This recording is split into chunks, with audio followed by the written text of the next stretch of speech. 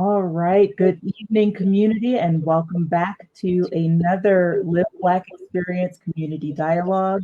We are excited to be kicking off the new year with a new series of conversations, bringing back some familiar guests, hearing from some new folks, and just continuing to engage in these conversations about our community, the national community, and the Live Black experience throughout all of that.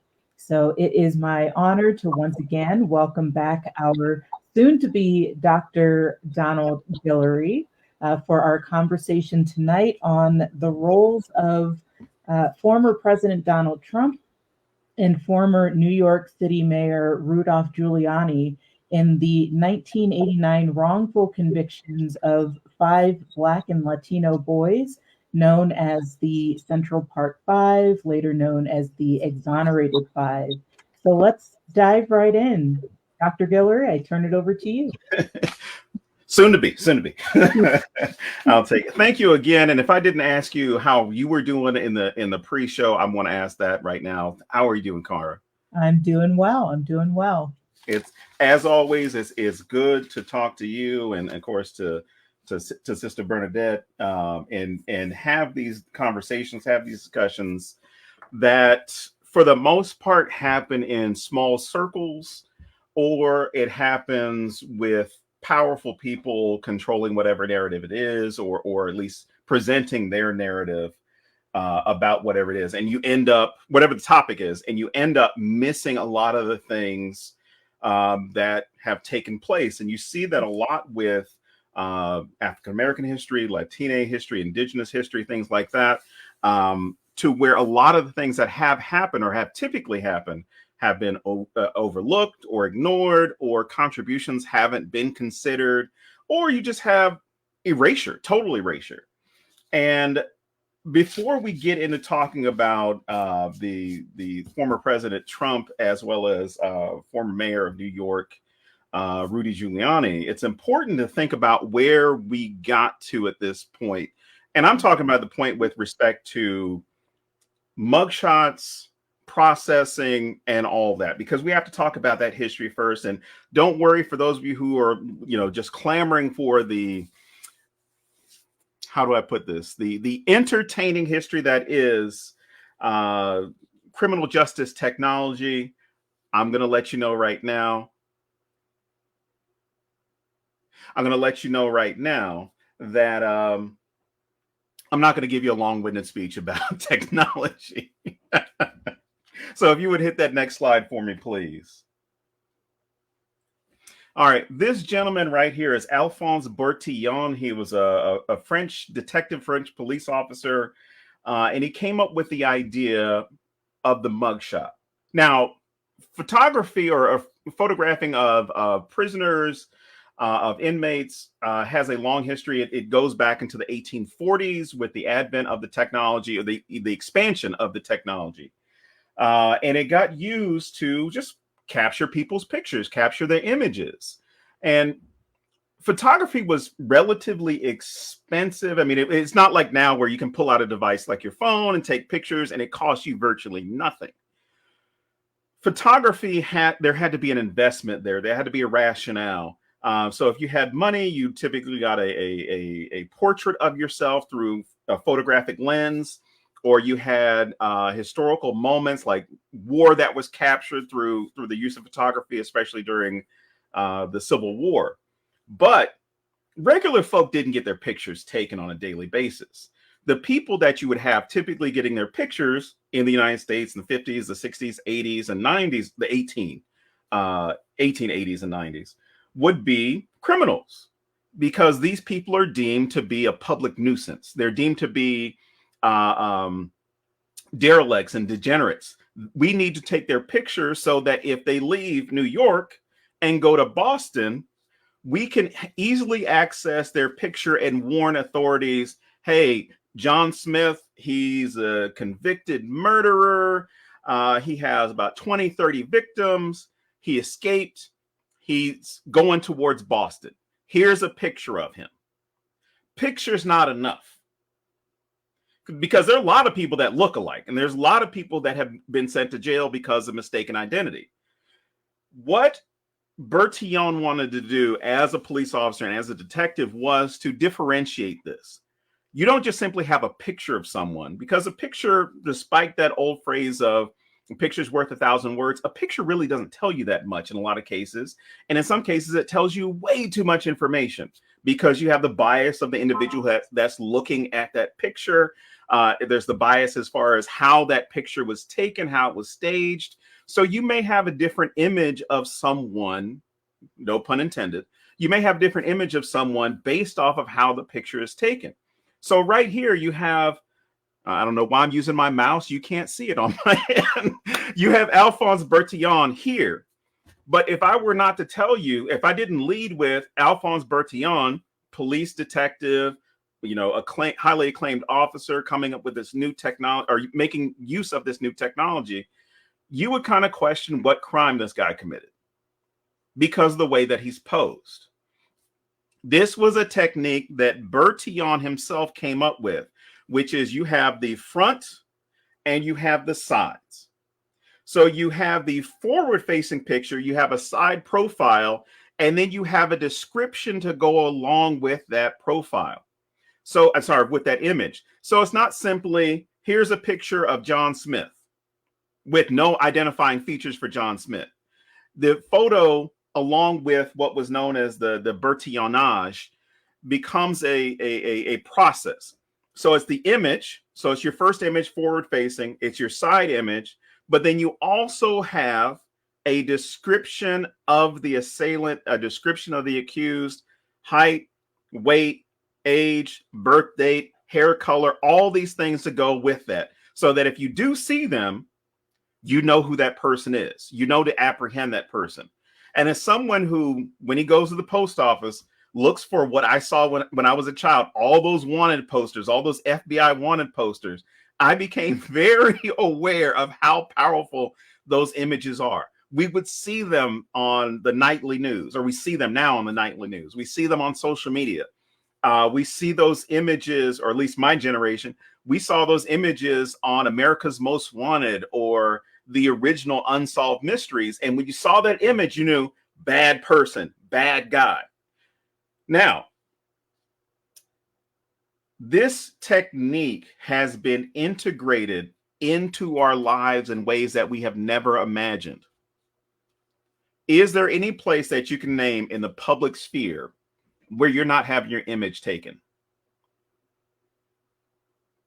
Practically nowhere. If it's public, just go ahead and guarantee that there's a security camera somewhere, there's somebody taking a photo, there's a dash cam, there's all these things here. You go into highly secure areas. Now we have biometric scans for immigration, and not just at the border and the ports of entry, but at any of those stations that are assembled along border states and border regions.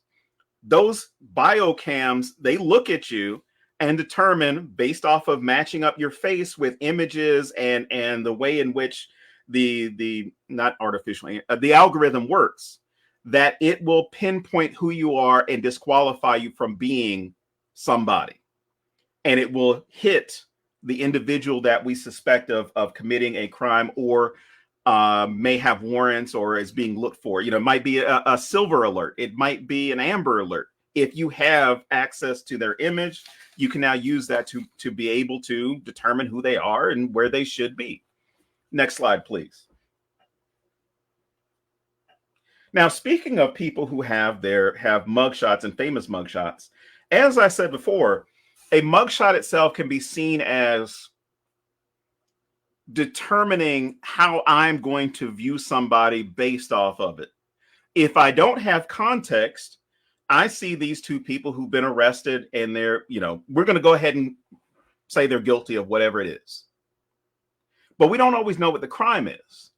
And so if you have acts of civil disobedience and you get arrested, you will have a mugshot taken as well. But for a lot of people during the civil rights period, the long civil rights movement, especially in the 50s and 60s, because it doesn't start in the 50s and it doesn't end in the 60s, but especially those in the 50s and 60s, when you were practicing civil disobedience as a member of the Southern Christian Leadership Conference, of SNCC, of CORE, it almost became a rite of passage to get your mugshot, because it meant that you were willing to be arrested, beaten, or worse for a cause for equality, for a cause that was going to ensure that all people are treated equitably. Now, within these two individuals on the left of the screen, is, of course, Rosa Parks, who was arrested for, of all things, violating a city ordinance, civil disobedience. She didn't want to get up. And from her interviews, she has said over and over again, and I love that things like Eyes on the Prize is still available. She said she was tired, but it got taken out of context. And what she has said in interviews is, I was tired of being treated this way. I was tired of being treated like a second-class citizen. And what she told the bus driver as well as the police officer was, I'm tired of you all treating us like this. You don't have to do this. The gentleman on the right, we celebrated, recognized, and honored his life this past week. And I say this past week because it is not just a day. It should be an entire week of service. Dr. Martin Luther King Jr. was arrested 29 times. Civil disobedience was the vast majority of what he was arrested for. But there were also civil, quote unquote, civil crimes that he committed, things like speeding. That was a very common charge for the sheriff's office or the police department. If they knew who you were, like Dr. King, they would use that as a way to pull you over. They didn't need to have proof that you were speeding. They could just accuse you of speeding. They could accuse you of things like having too many people in the car. There were all types of rationale for arresting civil rights leaders and civil rights workers. Next slide, please. This was my second favorite one to add. This is Mr. Jeremy Meeks. He is known as the hot inmate. His mugshot, it turned from, oh, this is a guy who got arrested, to this guy should be a model. So you can see how a mugshot can be misapplied and reused for a different purpose. This is a way of showing the beauty in somebody, despite whatever type of crime he may or may not have committed. Now we're looking at this individual as, dang, that's a really good picture. You don't typically think about a mugshot as being something pretty. Next slide, please. This is my third favorite one that I added. In this entire grouping of people, these are celebrity mugshots. Every last person in here that's shown up in this image is a celebrity of some sort. You have Robert Downey Jr., better known as, well, at least better known for this generation as Iron Man. You have I believe that arrest was a possession charge. You have Hugh Grant, who was arrested for solicitation. You have Pablo Escobar, which, if you don't know who Pablo Escobar is, we don't go look him up. Really bad guy. Marilyn Monroe, Jane Fonda. You have Tupac Shakur, who was arrested for assault. Richard Pryor, this was one of, I think it was a drug charge at the time. Then in the upper right-hand corner, you have Cher, and that was either, I think that was a possession charge for her. And then next to Cher, a very unrecognizable Willie Nelson. And no, that's not what Willie got arrested for. Willie Nelson got arrested for speeding. As far as like what we know of Willie Nelson today, you're like, wait a second, all the things you got arrested for, speeding? Now, next slide, please. You also have the novelty of a mugshot. And this gentleman is quite famously known as the Man in Black, Johnny Cash. This mugshot was done prior to him performing in 1966 at Folsom Prison. Now, this was kind of part of him relating to the crowd that he was going to sing to who he's going to perform for. But it was also one of those things where the guards were sitting there saying, like, "Hey, Johnny, do you want to take a mugshot?" And so he took a mugshot, and it, made it look like he was actually there for something. Now, Johnny Cash had a few run-ins with the law, which is why he came out and advocated for better treatment of people in prison, but also for more help for people in prison. My favorite one to use. Next slide.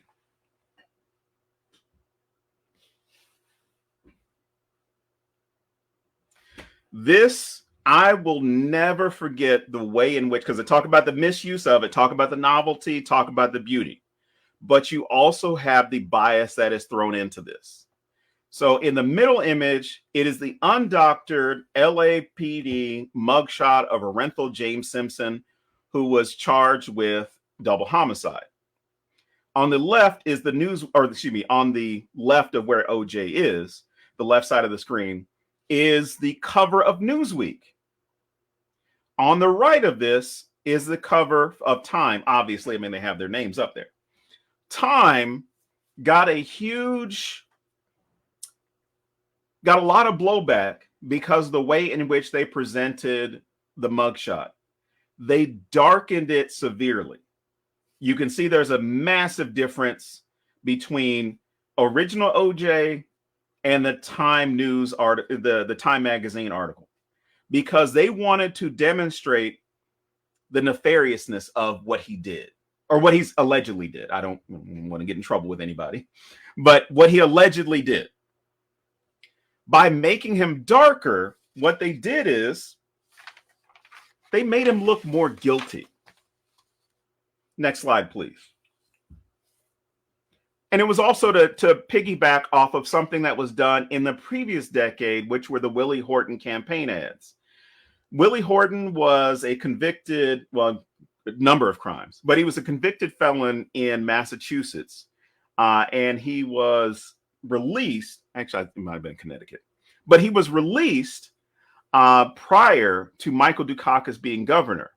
During the 1988 campaign, George H.W. Bush, his campaign ran these ads with Willie Horton, saying that Dukakis is soft on crime. Dukakis is going to release all these convicted assaulters and sexual assaulters, as well as murderers. He's going to release all these people to the general population.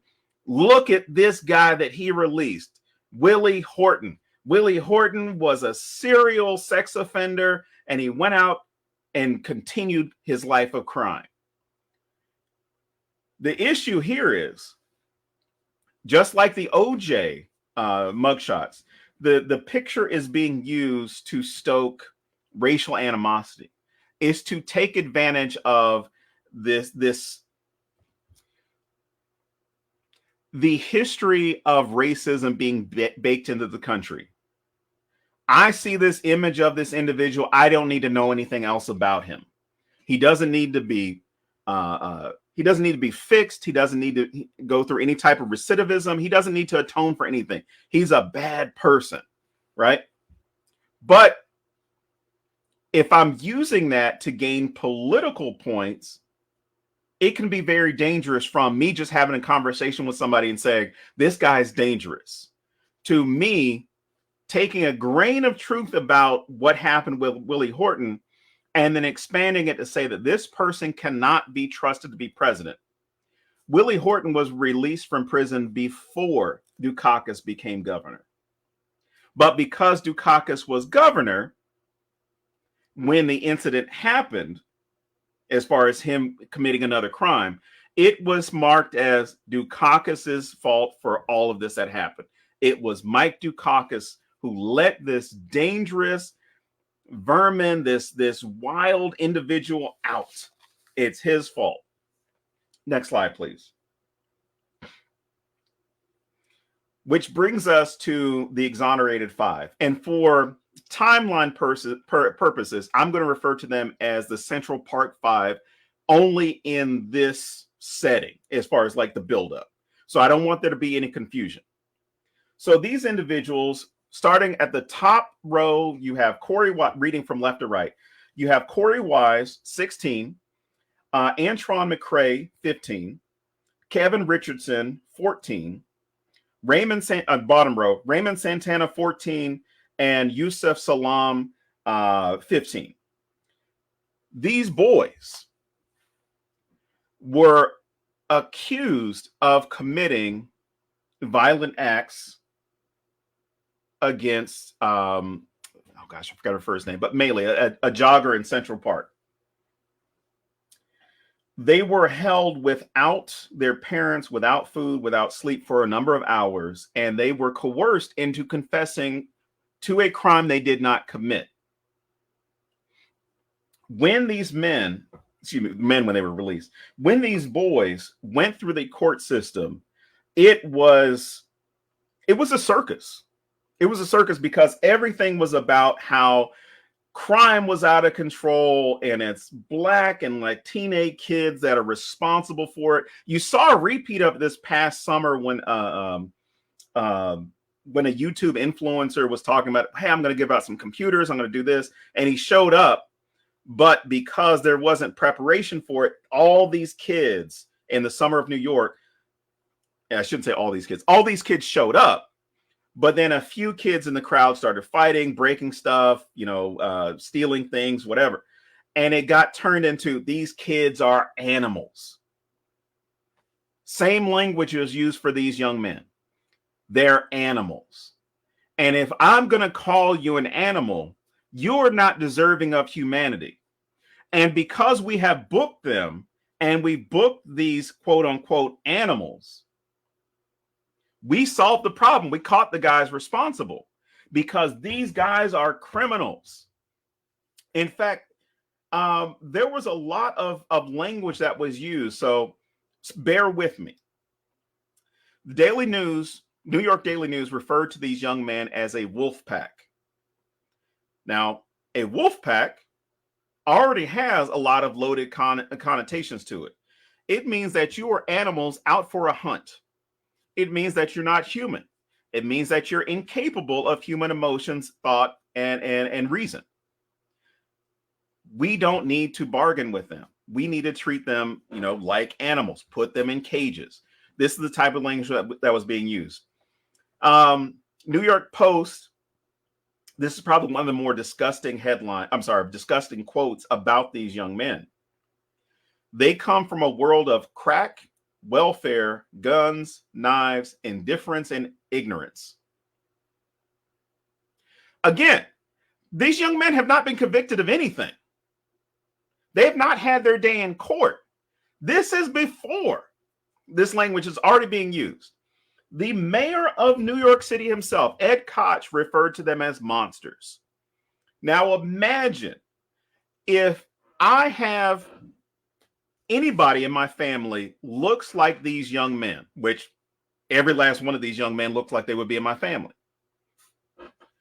The mugshot is not just about the individual in the image. When a mugshot is misused, it is about everybody who looks like that person. And in this case, it's every teenage Black and Latino boy in New York. Not just Manhattan, not just Queens, not just the Bronx, not Brooklyn. I don't include Staten Island or Long Island. So I apologize to anybody who includes that as part of the boroughs. There are 4 boroughs to me. So, but now that you've got this, you have this ammunition that can now be used against them. Next slide, please.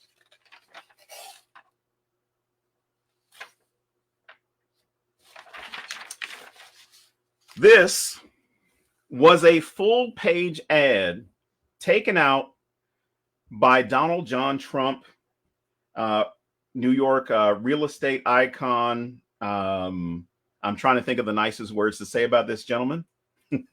But considering that he was willing to call for the execution of children, says a lot. Now, of course, this will be ironic in a little bit, because in this, oh, I didn't cue it up. I apologize.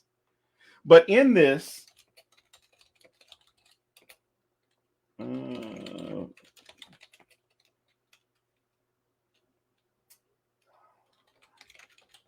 My apologies. I thought I had it open on my other window. I don't have the full text for it. I apologize. But anyway, I'll just summarize it. What he was calling for is saying that, crime is out of control. The city is at the will of these animals, at the will of these criminals, and we need to go ahead and bring back the death penalty because New York had outlawed the death penalty. Bring it back because this is somehow going to be a deterrent for kids who, in their defense, whether we're talking about, if we're talking about any of them, they're 14 and 15-year-old boys. It's 1989. They're only a few years older than I am. I was 10, 11 years old when this took place. Now, I myself, I wasn't necessarily the most behaved kid. And I'm not saying I was a troublemaker, but I got into trouble. If you're willing to take kids that were doing what was known as wilding out, which is basically just, harassing people, doing stupid things, being goofy, somebody I'm not condoning any of this. And none of these young men and adults now, none of them have condoned what they did. But they said, we went out, we were trying to talk to girls, we were getting scraps with people. And the thing is, these young men, not all these young men knew each other. So for them to be linked to one crime was another red flag. But this individual, Trump, even after the exoneration, made the statement, well, I don't care if they were exonerated. They're guilty of something and they should go to prison.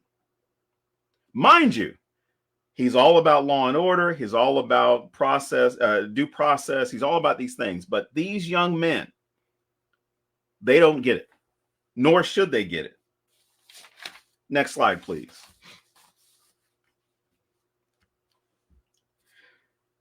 The parallels between this case and the Scottsboro boys is, I can't say it any more than they parallel so equally, so evenly. Because in the 1930s, these 9 children, because none of them were adults, Clarence Norris, Charles Weems, Haywood Patterson, Haywood Patterson, I believe, was the oldest. Ozzie Powell, Willie Robertson, Eugene Williams, Olin Montgomery, and then the Wright brothers, Andy and Roy. These 9 children were accused of sexual assault. The story is these boys, the vast majority of them did not know each other. Other than the Wright brothers, of course, they knew each other. They're brothers. And a couple of them were friends. This was during the Depression. They were kids. They were looking for work. They were looking for something to do. They were looking for an escape. They all had their own different reasons for leaving. And what they did is they hopped the rails. It was known as hoboing. So you just rode the trains and you got off wherever they stopped. All these boys were on there. There were white men and boys on the train. There were black boys and men on the train as well. And there were fights that broke out. There were things like that. But from the testimony that these young men gave, as well as historians that more closely cover this, they all talked about how these guys just were goofing off, hanging out, trying to find something, and nothing of what they were accused of happened. So these 2 young ladies, Ruby Bates and Victoria Price, when they were on the train as well, everybody was stowing away as far as all the people that were there. When the train stops outside of Scottsboro, Alabama, rail authorities as well as the sheriff's department, they're just investigating what's going on, trying to catch anybody who's hoboing, who's stowing away on the train. And in their search, they find Ruby Bates and Victoria Price. Victoria Price and Ruby Bates were teenagers, but they were also away from home without permission. They were scared and they did not want to get in trouble. So their defense, to avoid any type of arrest, avoid any way in which they could be punished, they falsely accused, actually, I shouldn't even say they accused these young men. They said, oh, we were sexually assaulted That's why we're here. The police then dragged some black boys in front of them and said, was it them? Because they were caught stowing away. Ruby Bates and Victoria Price, not wanting to get into trouble, said, those are the boys who did it. They did this to us. Now, the trial or trials ensue because the Scottsboro boys could have been lynched. But thankfully, they were put on trial. Now, I say thankfully because they still had a horrible outcome, but people in that local community wanted to actually lynch these boys for the idea that they possibly committed this crime. What ends up happening is the Communist Party of the United States of America, as well as the NAACP and other civil rights organizations, make sure that these boys, because I'm not going to call them men because they were children, that these boys receive a fair trial. At one of the trials, because some of the trials were separate, some of the trials were joint, and of course you had appeals that took place. Whole long story we can get into about how many trials they all had and the outcomes for each one of these individuals, which every outcome was horrific. None of these men had a life of peace after this, even after exoneration for some of them. So at one of the trials, Victoria Price got up on the stand and said, we lied. They never did anything to us. We never saw them. We were scared to get in trouble for riding the rails by ourselves. I wish we lived in a world where this would have been like any nighttime show, like Law and Order or any other court shows, to where somebody confessed that the crime did not take place and there was an immediately dismissal of all charges. There was not. The jury was told to disregard Victoria Price's testimony. Now, mind you, she's an alleged victim. She gets up and says, this did not happen. I lied. In fact, she was challenged and asked, what's to say you're not lying right now? What the prosecuting attorney asked this jury at this point was, good white men of the jury, they may not be guilty of sexual assault, but they're guilty of something. And let them go deliberate. These boys, think about the exonerated 5. These young boys were found guilty. They had appeals, but those appeals eventually ran out. Some of the young boys were exonerated and released from prison. A couple of, died of old age. Some were put on the vaudeville circuit, and they basically had to do a lot of step and fetch it type material. Because that was what they had to do to make a living, because no one's going to hire somebody who had just served time for sexual assault, whether they were exonerated or not. They had so much trouble finding employment. One of the individuals actually escaped from prison, and he wasn't found, and he escaped in the early 40s. He wasn't found until the 70s. And by that time, he was just left alone. Like it's done. You can't do anything now. One of the men, I believe it was Haywood, he escaped and got all the way to Michigan, and the Michigan governor refused to extradite him because he knew about the trial. So you had different circumstances for some of these young men. One died from cancer at a young age. Actually, that was Haywood who died of cancer in 1952. You had some that lived longer lives, but they all lived much different lives than they would have lived if they had not been falsely accused of this. And this is an issue of the state, as far as the government making this accusation. In the case of the Central Park 5, it was the same thing. It was the state saying that you committed this act and getting the one witness who was incapable of recognizing who did this because of the injuries, saying that it was these individuals. DNA evidence wasn't around yet for either for the Scottsboro 9 or the Central Park 5. But eventually, because of a confession by an individual who actually did commit the acts, as well as DNA evidence, all these men were exonerated, but they were not able to get their lives back. Or they weren't able to get that lost time because they all served between 6 and 12 years. Corey Wise serving the longest out of all of them. Next slide, please. All right. This cartoon, I'll read it because it's a little bit hard to read because of the age of it. But this is an old comic that is talking about the way in which the American justice system works. It's a criticism. It's a political cartoon. So first panel, it's I've lynched Negro men and women, young boys and girls, but I won't lynch this kid. That wouldn't be fair. I'll give him a chance and put him on trial. Gentlemen of the jury, this Negro baby is charged with sexual assault.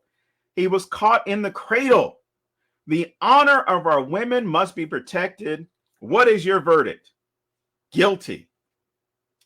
And then the judge, I sentence him to be electrocuted at once. Next slide, please. And that connection between Central Park 5 as well as the Scottsboro 9 could go along with Birth of a Nation. Birth of a Nation, which by the NAACP, as I think Du Bois is credited with the quote, but it is 3 miles of filth. That's the type of movie. It's a movie that is going to completely skew your beliefs about society. It's going to skew your beliefs about race relations, and it's going to get you to heroize a terrorist organization. Next slide, please.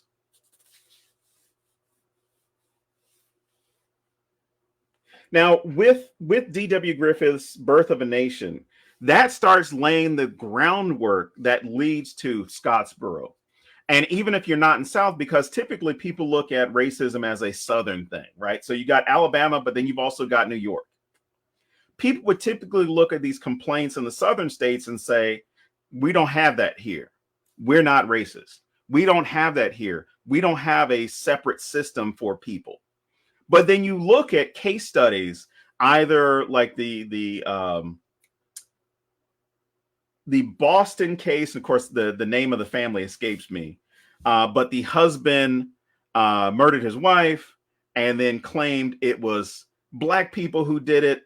And the entire Black community, I can't remember what part of Boston it was, but that entire community, police were there, 3, 4 deep, harassing people, breaking into people's homes and doing this because they were not worthy of political rights. They were not worthy of justice.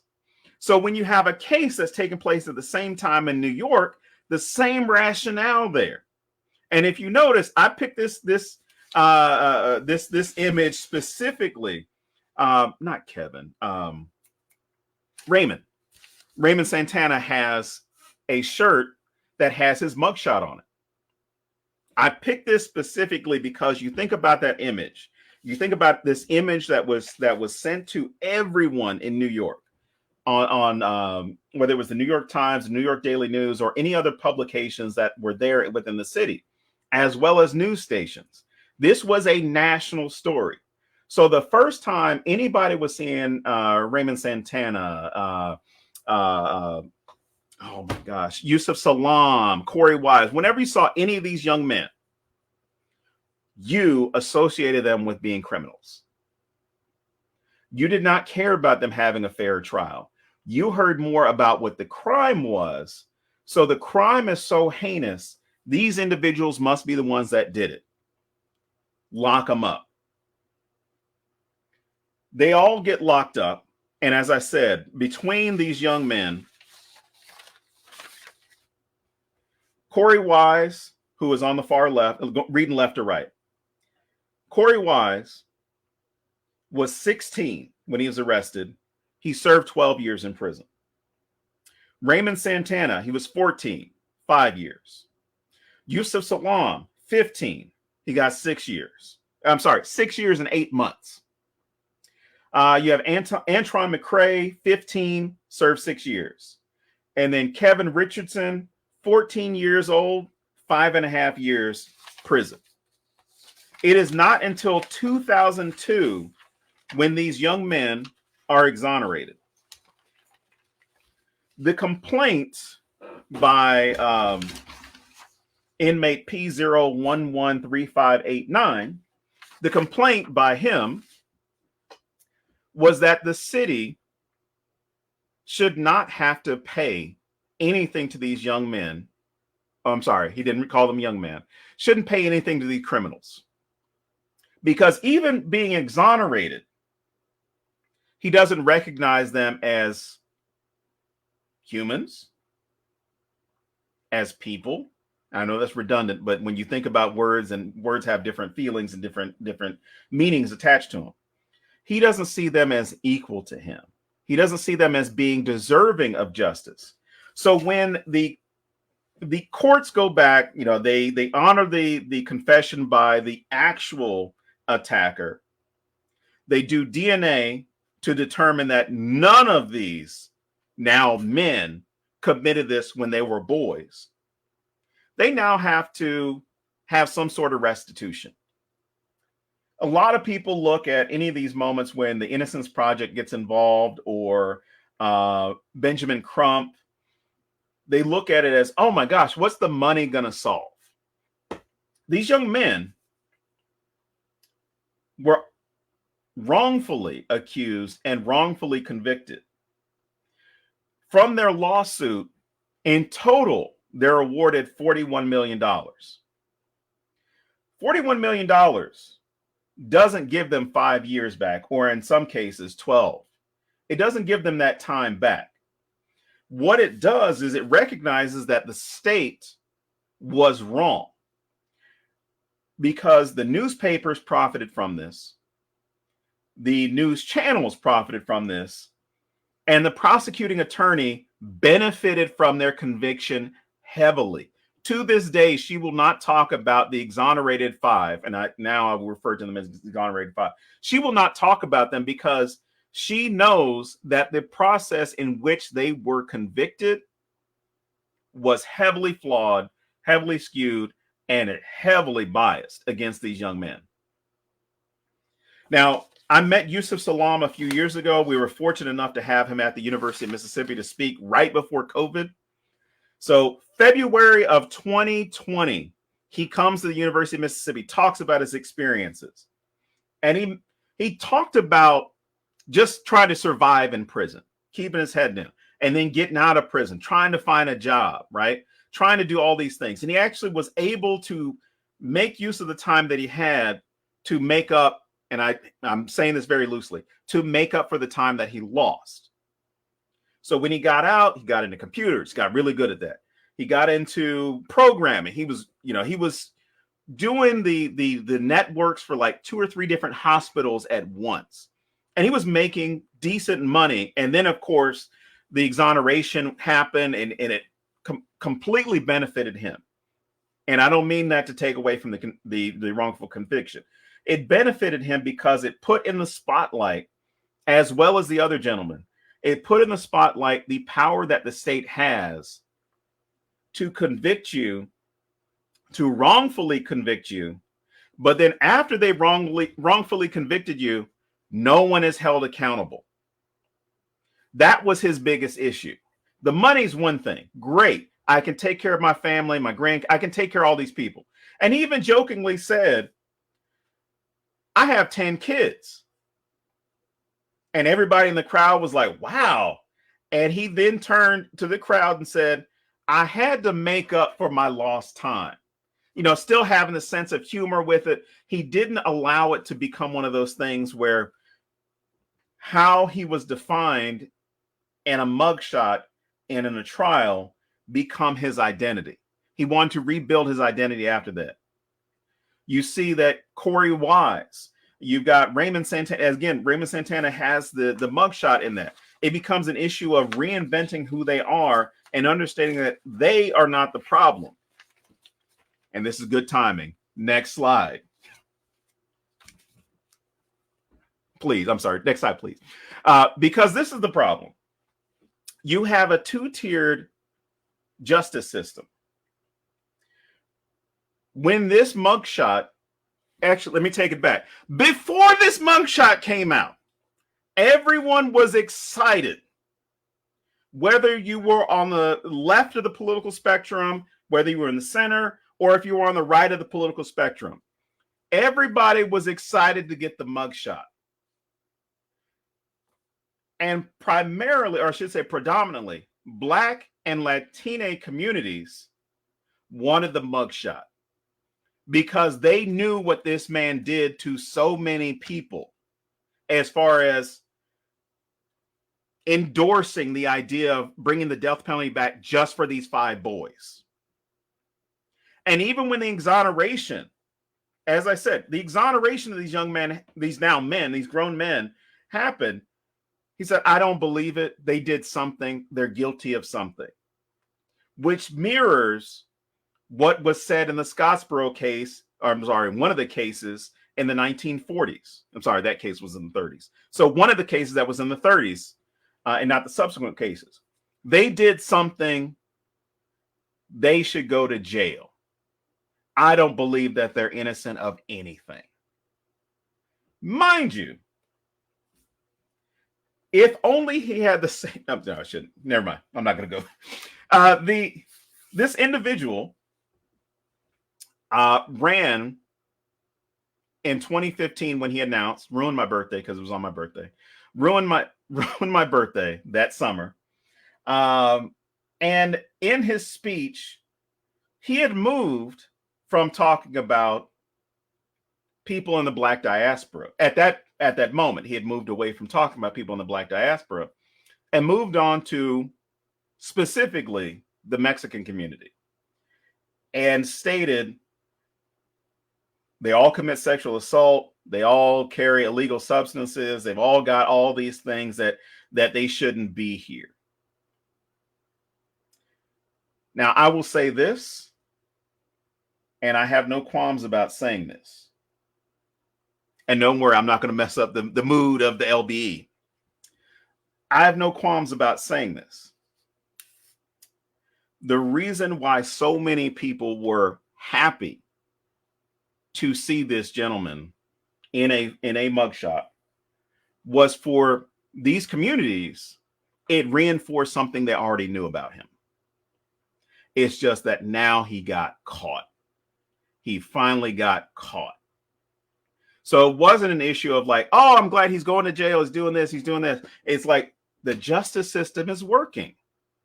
The justice system is doing something. And I flipped that, and I don't want this to be taken the wrong way. I flipped that on that coin, on that same coin. It was the same joy with respect to the acquittal of O.J. Simpson. It wasn't about him. It was about the system. And by him being acquitted, now everyone is going to see what the LAPD has been doing, what the LA County Sheriff's Department has been doing for decades. For people in 2023, when this takes place, it's happy because it's like, look, finally a rich white guy is going to go to jail. And that was the feeling. That was much of the discussion on whatever social media, whether it was Twitter, whether it was TikTok, whether it was Facebook. It was like, we're finally going to put a rich guy behind bars. Which, pop cultural note, I was watching the film Super Pets with my daughter last year when it came out in the movie theater. And the villain gets arrested, and the news reporter says to the camera, would you believe it? Finally, a rich man is going to prison. It's become a joke to us at this point that, rich guys can get away with so much stuff. But this individual has still been able to garner support, or at least garner the specter of innocence by his supporters. He can't be guilty. This is a sham. He can't be guilty. He's being set up. He can't be guilty. He's being framed. Somebody else did this. So much to the point where 62, well, at the time that I initially did this, the numbers may have gone up, may have gone down. As of November, 62% of Republicans polled stated they would still vote for him, no matter the indictments. We're up to 91. I'm sorry, 4 indictments, 91 charges. We're up to that number, still supporting. Mind you, this is the same individual in 89 who was saying we should lock them up, put them in the electric chair. We don't need to have a trial. And his sentiment reflected the sentiment of a lot of people of his position. We need to set an example with these boys, whether we're talking about Central Park or we're talking about Scottsboro, or we're talking about any number of boys that are falsely accused or wrongfully convicted of what they've been arrested for. Next slide, please. And then there is former mayor of New York City, Rudy Giuliani, who is having a lot of legal problems. In fact, the legal problems for him expanded after I made these PowerPoints, because he is now liable for a lot of money for harassment, for oh my gosh, slander and libel for that matter. And the irony is the charges that he got. One of the charges is racketeering. This man prosecuted a good number of members of organized crime for racketeering. And some of my friends from New York were joking about how people in certain parts of the city you could hear them laughing in the different boroughs or separate boroughs because of the charges this man was in receiving. Next slide, please. All right. Now, what does this mean going forward? With Trump, I mean, it still needs to be processed through the court of law to determine exactly what's going to happen. But what you see in response to his mugshot in comparison to the reception of the mugshot for these young men, completely different perspective. There are people who go to Trump rallies that have his shirt, like have his mugshot on the shirt. Ironically, they have never surrender under the mugshot, but they have the mugshot and they hold it up as a point of pride.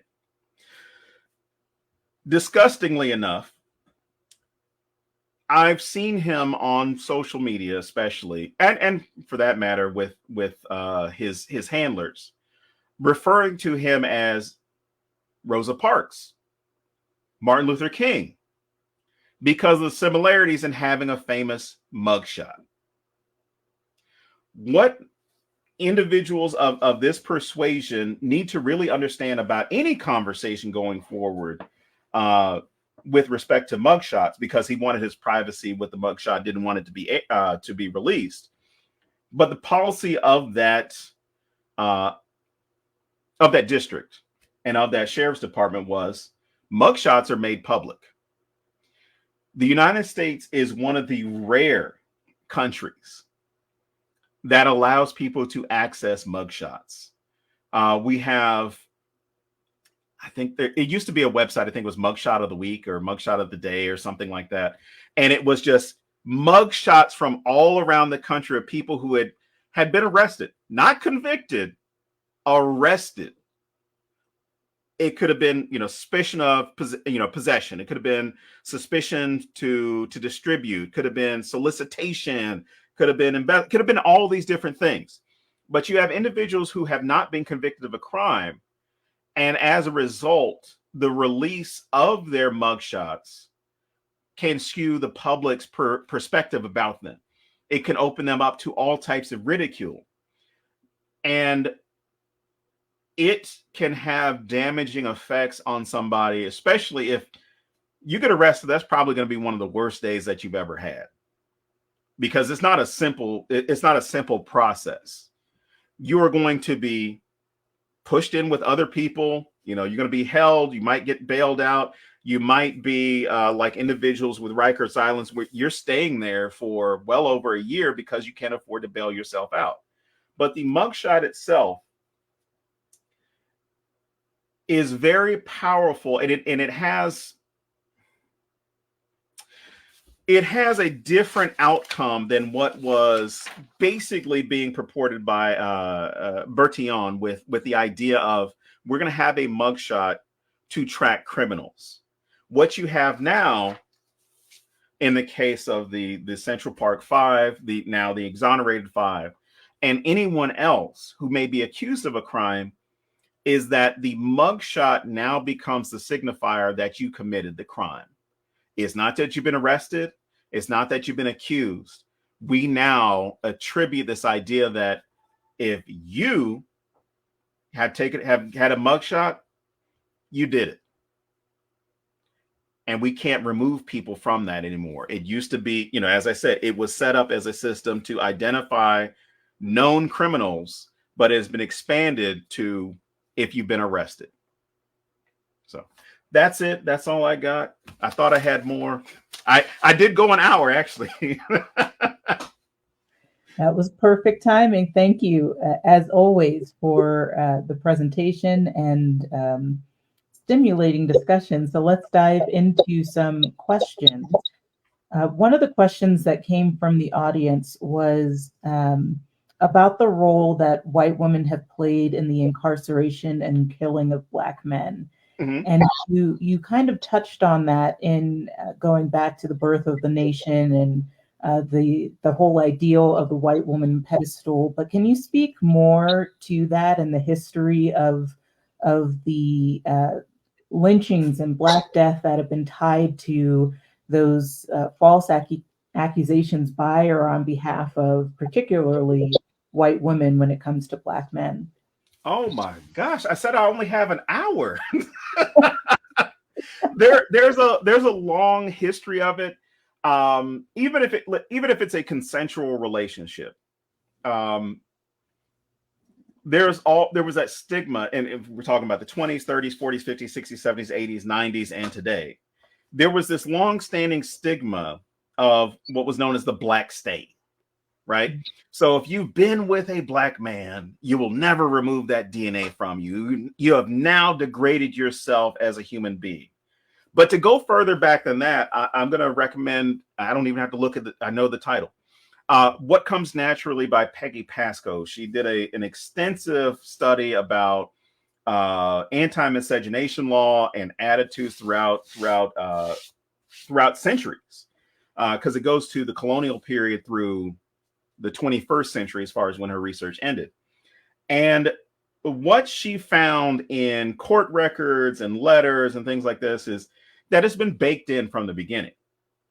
So if you were a white woman, I'll stick with white Irish immigrant women who were indentured.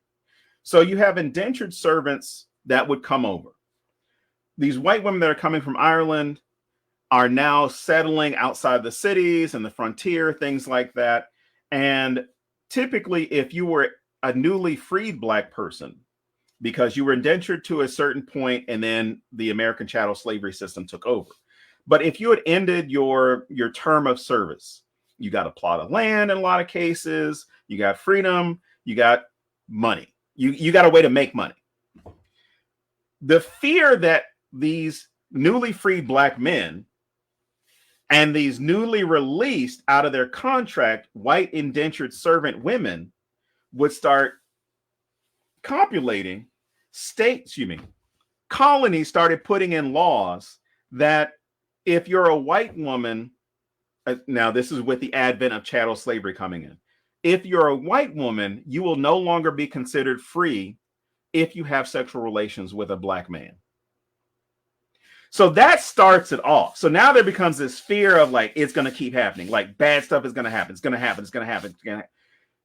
It continues on into the 19th century, the antebellum period, where the fear is if you have free Black men just going back and forth wherever they are, they have this savage type mentality to where if they see a white woman, they have to have her.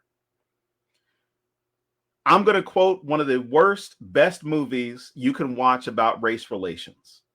It's Soul Man from the 1980s, starring C. Thomas Howell. It killed his career.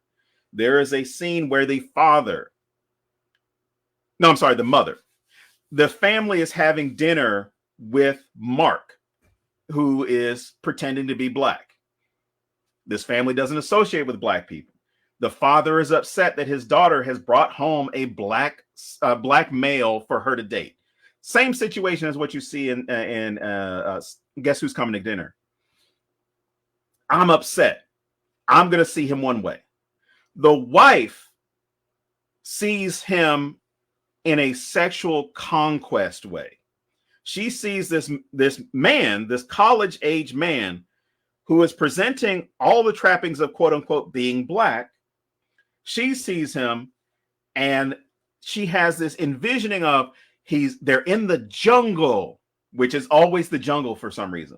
They're in the jungle. And he walks up and says, you know, I've wanted so many things and it's not going to be denied to me. I must have a white woman right now. And he like rips her clothes off, you know, and she just wakes up out of this fantasy that she had. All that stuff it grew exponentially out of a film like Birth of a Nation. You had letters where people were writing about the sexual proclivities of black men. You can't control them. If they get loose, they're going to have sex with every white woman that they see. And if they have sex with a white woman, that's fewer white women for you to have. In Birth of a Nation, sexual assault and miscegenation are central to that theme.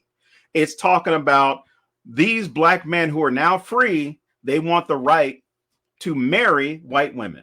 And if they marry white women, there'll be no white women for us. And then the entire white race dies off because it'll be quote unquote a mongrel race of people will be created. This continues on with the rebirth of the Klan. That becomes one of the things that they push to get members. Hey, you don't want one of them, you know, coming home with your daughter. You don't want one of them stealing your sister. Then it continues on with housing segregation. We're doing this because we don't want black men near our white women. Mind you, white men were often going into black spaces to engage in consensual and non-consensual relationships with black women. And I say consensual because of sex work and all that was taking place in places like Chicago or in with my research with Phoenix, where you had people that were crossing the color line to come to the black area of town to sleep with black women. But then you also had this fear of these black men and black families cannot move north of this line because if they move into our neighborhood, they're going to start becoming part of our families, and we can't allow this. So this idea that black and Latino men and Afro-Latino men, for that matter, have this proclivity to not take no for an answer, not take no when they're approaching or having this concept of this idea of approaching white women for sexual conquest. We can't stop them. So if a young black or Latino man is accused of sexual assault, that's in their nature. They're monsters. They're savages. They're subhuman. They are beasts foaming at the mouth with sexual desire. It's also one of the reasons why, you know, you had people coming out against things like marijuana in the 1930s. The belief was, the propaganda was these jazz musicians, as well as these Mexican musicians, because, you know, if you were jazz, you were automatically black. But these black and Mexican, because they will always key on Mexican. These black and Mexican musicians are going to get your daughters hooked on reefer and going to make them white slaves. So if you've ever heard the term white slave, it refers to black and brown men exercising control over white women. That's all it meant. And it got expanded. But when you had people like Jack Johnson in the 19 teens, who was the first black heavyweight champion, boxing champion, and he's traveling with white women, he does it specifically to throw it in white power brokers' faces. These white women consensually want to be with me. And I mean women, because he rode around with a harem of women. So he had about 4 or 5 white women with him at any time. And he did this because he understood what white men's sentiment about that was at that time period. And he knew what he wasn't. And he was just throwing it in their face like, these women want to be with me. There's nothing non-consensual going on. They want to be with me because I'm a black man who's famous and has money. They want to be with me. And anyway, like I said, oh my gosh, I could go for hours talking about it. But long story short, it becomes an issue where it gets so deep into the fabric of American culture. And I'm saying all around American culture, that the belief is if a black man is accused of sexual assault, he did it. You're not going to get compelling testimony. You're not going to get a jury that's going to be as sympathetic to you. The belief is going to be you're guilty until you prove that you're innocent. And thanks to the Innocence Project, I mean, they've been able to get so many people exonerated from going back through these cases and seeing that it really just came down to the jury believed that this black guy raped this white woman, so he's guilty. I mean, this is what they do. This is what they like. They can't be controlled. That actually ties right into one of the other questions that was asked in the chat. The question was, why are Black people guilty at arrest but not white people? And I go back in your presentation to the discussion of just the evolution of the mugshot. Mm-hmm. This case, a mugshot being used as a symbol of power and presumed innocence and attack versus a I can't say that word. Basically, making political the criminalized Blackness and using Black mugshots and advertisements and political ads and campaigns as a sign of the need to protect the nation. So all of those things seem very, very tied into what you just discussed, and that differentiation in who's presumed innocent and who's presumed guilty. Again, I don't have that much time to explain. But what I will say is the idea of the lack of connection between communities. So if you're a white criminal, I mean, this is going from studies, from numerous research articles that have been produced about this. If you are a white assailant or you're accused, so you happen to be accused of a crime, you're not necessarily always going to be thought of as innocent, but the thinking is going to be, if I am an all-white jury, a majority white jury, there is a support system for the most part, at least believed, for members of the white community. There's a way for them to get help if need be.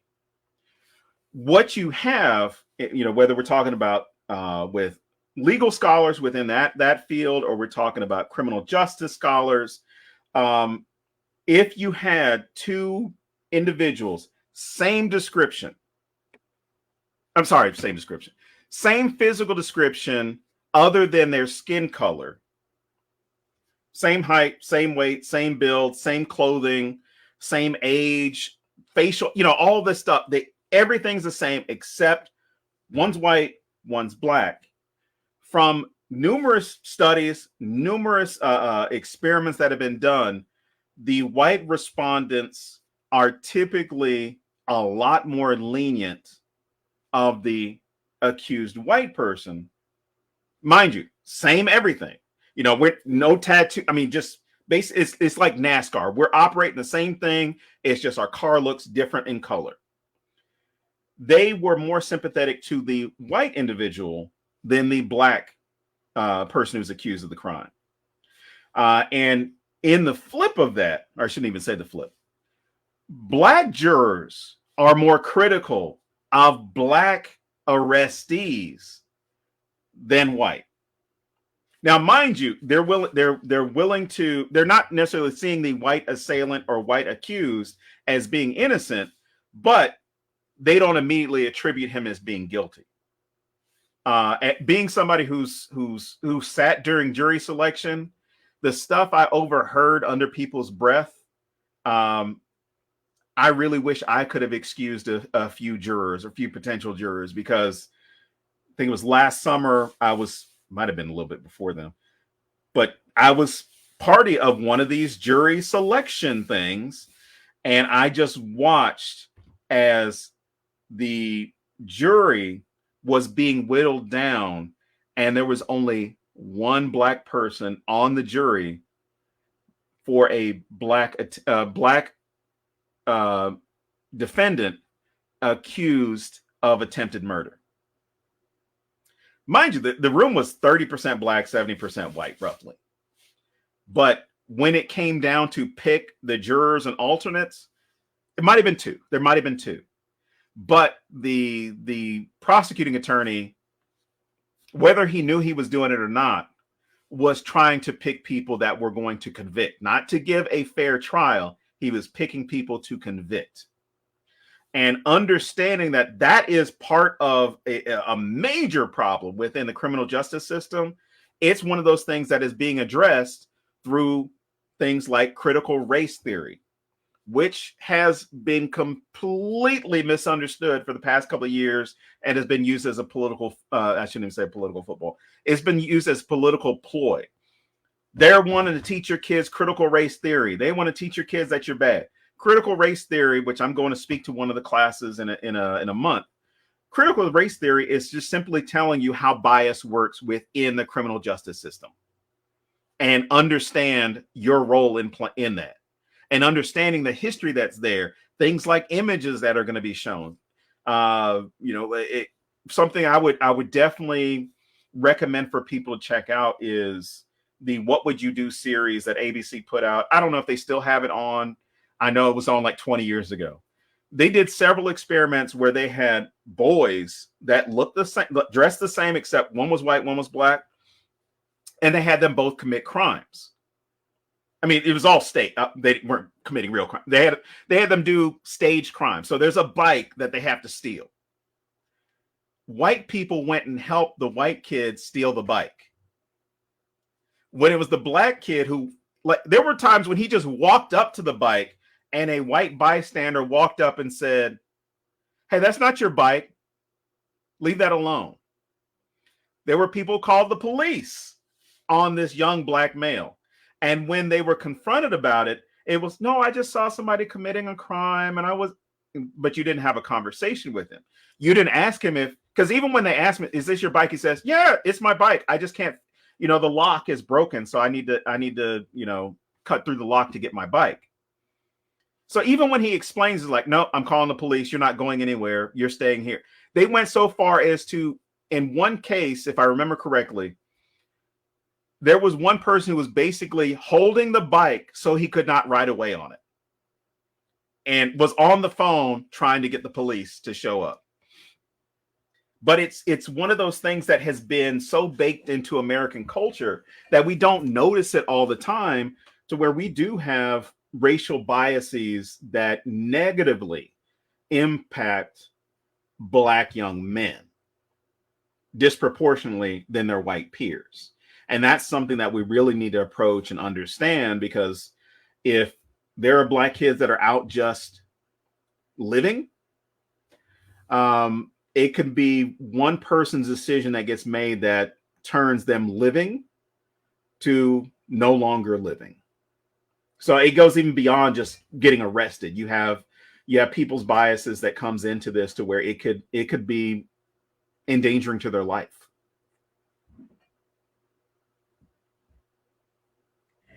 Well, thank you for the conversation. I certainly have other questions that I could ask, but I know that you are. Give me another one. Fine. Look, let's go to 8:30. Come on. If you got another question, I'm not going to let you not answer a question. I'm sorry, I'm not going to let you not ask a question. Well, I'll share this last one. It's actually going back to the mugshots that you showed of Rosa Parks and Martin Luther King. Mm-hmm. And just in thinking about the evolution of mugshots and what they were used for, and the idea of the representation of even the civil rights icons as criminals, despite just fighting for their rights. I'm reflecting on for Martin Luther King Day on Monday. Bernice King shared pictures of her father, and she intentionally shared color photos as a reminder that what happened to her father was not that long ago, and that history is still with us. But I couldn't help but parallel that and the black and white criminal photo with the color photos that she showed, showing who he really was, with the mugshot of O.J. Simpson that was manipulated on covers to make him look more criminal.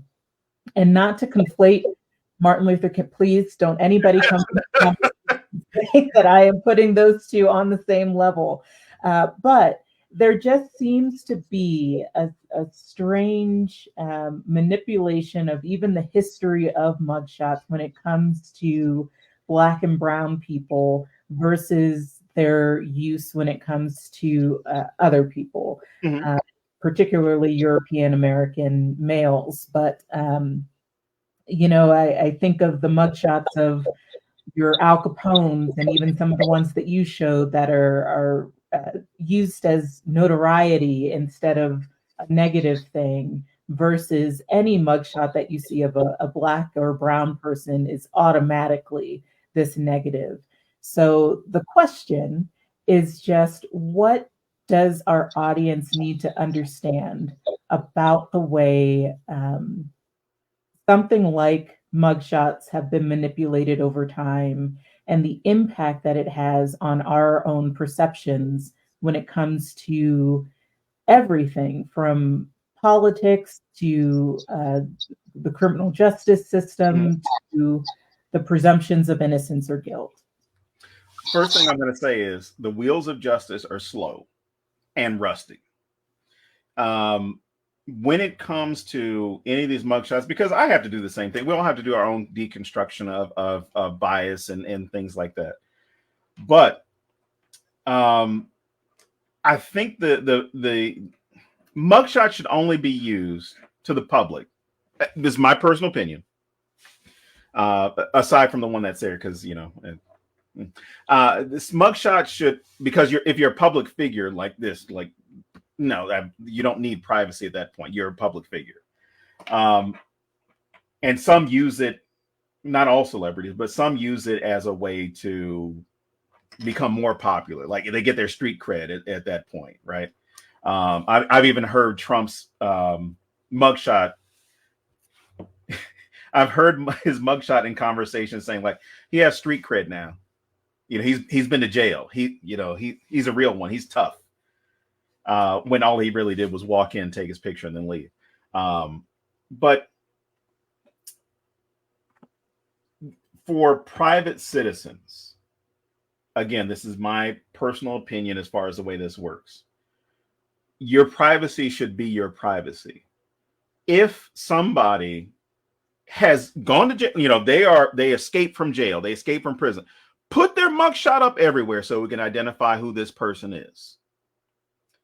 But we have built in so much trust into, and sometimes not rightful, sometimes rightful, but for the most part, especially if you happen to be of a marginalized community, you see it differently. But collectively, we've built up so much trust into the justice system that if somebody's arrested, they must have been the person who did it, right? We automatically go to that. Like, oh, you got arrested for it, so you must have had something to do with it. Okay, you weren't selling, but you might have been distributing. You weren't taking it, but but you had it on you. So, what could it possibly be? But we build up so much trust that we feel as though the image that we're receiving is the image of that person. That's their reality. When the vast majority of people, as I said before, if you've gotten a mugshot, odds are that's probably one of the worst days you've ever had in your life, especially if you've been wrongfully arrested. And for your mugshot to then be public or in the public domain, no pun intended, if it happens to be in the public domain, that in itself is criminal. There's a reason why the vast majority of countries around the world do not release your mugshot unless you are a public danger. Like you've been released. I'm not released. I'm sorry. You're out on bail, if you were allowed to be on bail, and you have not checked in. Then it becomes an issue. We need to find you because you're in violation of this agreement. Then we need to identify who it is. We need the police to know who it is. We need communities to know because there might be a danger to the community depending on the person. But our initial first instinct with somebody shouldn't be they did it. Even if we have a confession, because going in and watching as much, as many documentaries, as many reviewing as many cases as I've unfortunately had to review in the past couple of years, what the accusation isn't always what took place. And you can easily have somebody who does not have the means to defend themselves, who will, admit to doing something, somebody who is going through sleep deprivation, which I'm going to tell you from personal experience, not with the justice system, but with the military. If you keep somebody awake for a certain amount of time, they will admit to anything just so they can go to sleep, just so they can get something to eat. I myself, we had to stay up a week long straight. I would have admitted to assassinating Kennedy by the end of that week. If you had said, hey, we're going to give you some food if you tell us that you were the second gunman, and be like, yeah, it was me. Can I get a cot and something to eat? Because I'm done. And then not realizing what you did. So understand that, and it's real easy for us to disconnect from it if we're not affected by it. But it's very important to understand that the accusation isn't a conviction. The arrest is not a conviction. The processing is not a conviction. No matter how nefarious somebody is, no matter how much we may dislike somebody, the mugshot does not always capture who they are. It captures a still image or a set of still images for other people to see, to identify this person, as opposed to what we've kind of all accepted, which is you got a mugshot, you did it, you're guilty. We'll see what happens in trial, but you had to have a reason. The police had to have a reason for arresting you, and we can't allow that to be the only thing, because telling you from personal experience, from researching, from doing all these things, there are a lot of people who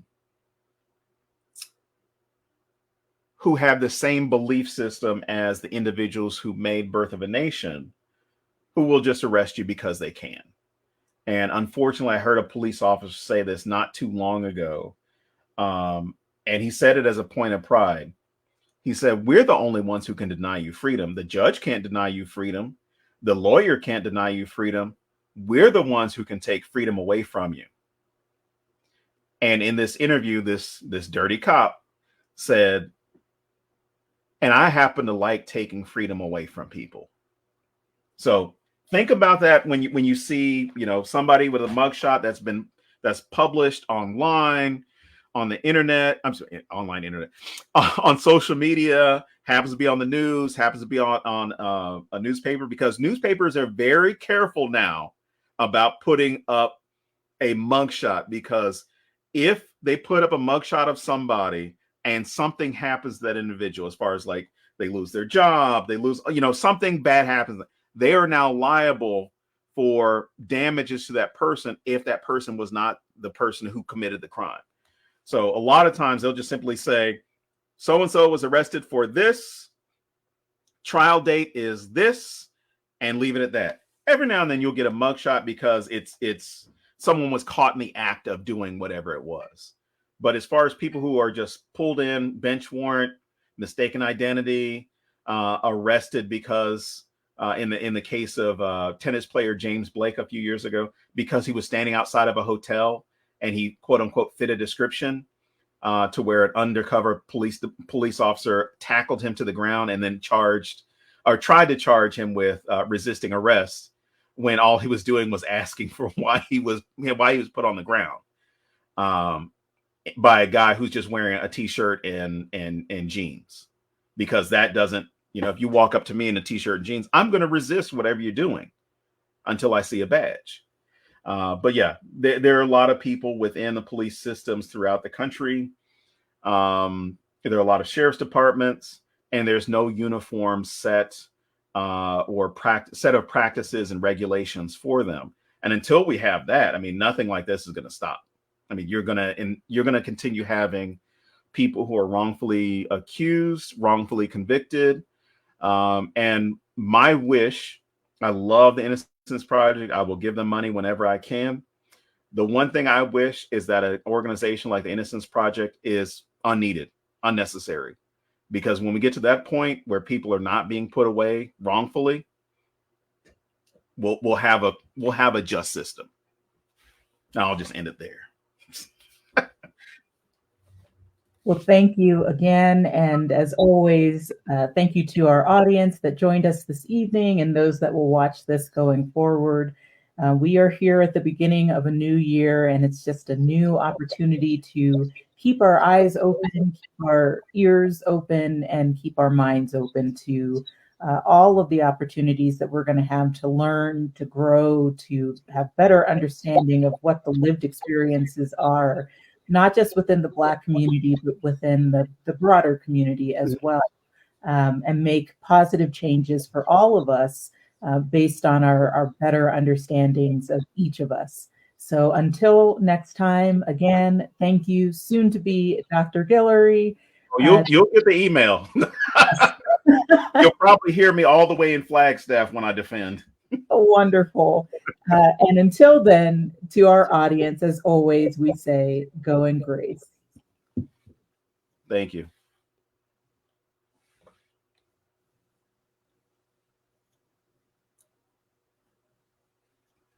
All right. I'm going to hop off. Thank you again. And I saw Sister Bernadette in the chat, so thank you.